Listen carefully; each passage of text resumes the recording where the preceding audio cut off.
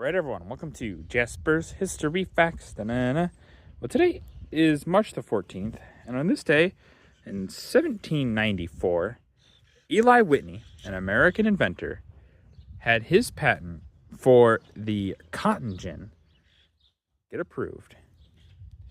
This device would be in a very kind of simple device that would have major consequences. So the cotton gin is a farming device. It allows for the picking of cotton to be significantly easier. Cotton is not one of those crops that is very easy to pick.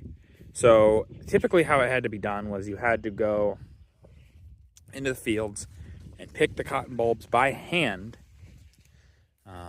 because it was really the only way you could do it. It's just the most effective. Now you could, I guess, pull up the whole crop and do that, but that is kind of a waste. So people aren't going to generally do that.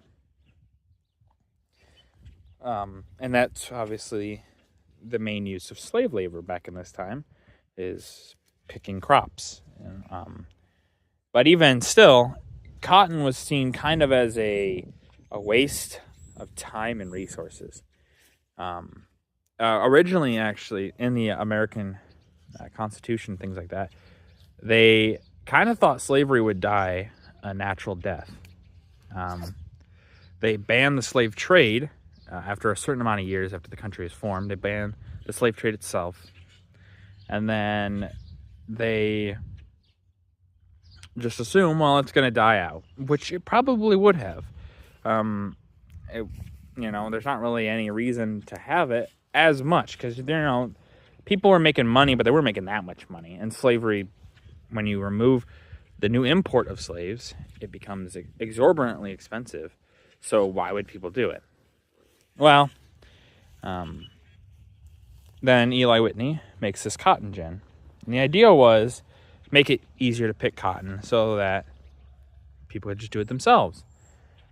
However, what ends up happening is the slave trade then gets massively boosted because you have all this now cotton that can be picked very easily by people that you don't have to pay. You maybe have to buy, but you don't have to pay.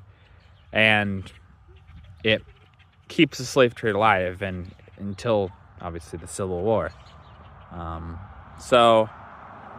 Eli Whitney probably didn't intend for that. But it's the same thing with dynamite. They didn't intend for something, but it's how it gets used. And now you know.